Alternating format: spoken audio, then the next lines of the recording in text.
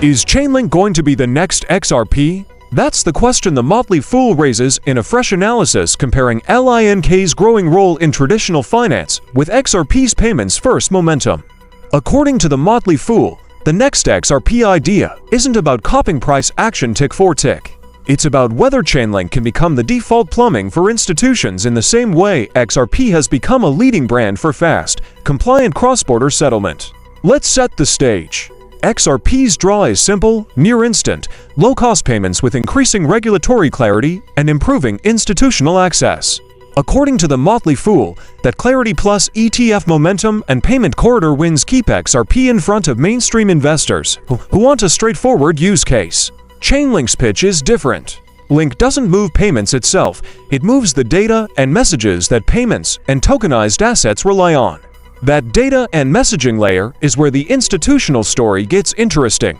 According to SWIFT's published experiment results, Chainlink's cross-chain interoperability protocol CCIP helped demonstrate how tokenized assets could be transferred across multiple public and private block chains using banks' existing SWIFT infrastructure.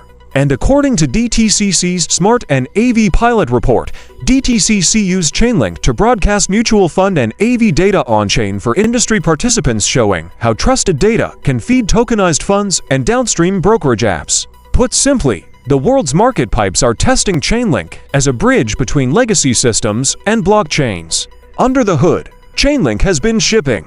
According to Chainlink's Q1 2025 review, CCIP surpassed roughly $2.2 billion in cross-chain value transferred and expanded across dozens of chains, while the network's data feeds, VRF, and cross-chain token standards kept onboarding new projects.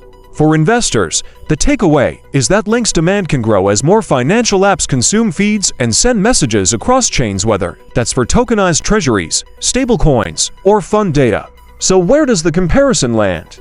According to the Motley Fool, XRP and Chainlink are converging on the same destination: mainstream adoption, but from different directions.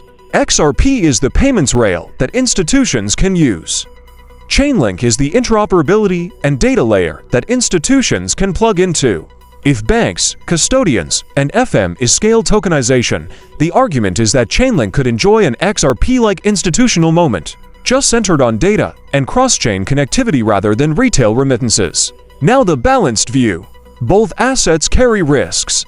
According to the Motley Fool, XRP's upside still depends on measurable payment volumes, continued regulatory alignment, and steady ETF inflows. Without that, price can stall. For Chainlink, the risks include competition from other Oracle and interoperability providers, the need to keep security spotless, and ongoing scrutiny of token economics and grant emissions. Neither project is a guaranteed millionaire maker, and both still track broader crypto risk sentiment. What should you watch next if you're following this story?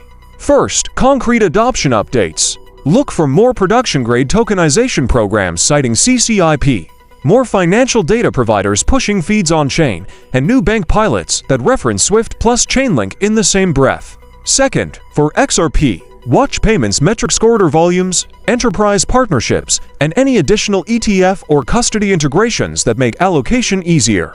Third, track how each asset behaves around catalysts. Does rising usage show up in on-chain activity, exchange liquidity, and sustained price strength, or is it just headline drift?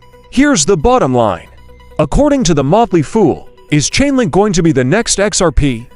Is really asking whether Link becomes the institutional backbone for tokenized assets, the way XRP has become a flagship for compliant crypto payments. If tokenization and cross-chain finance keep accelerating, both can win: XRP at the settlement layer, Chainlink at the connectivity layer. You've been watching Cryptozard News. Please subscribe and like, and leave a comment if you enjoyed this video, and let me know what other crypto-related news you'd like to hear in the future.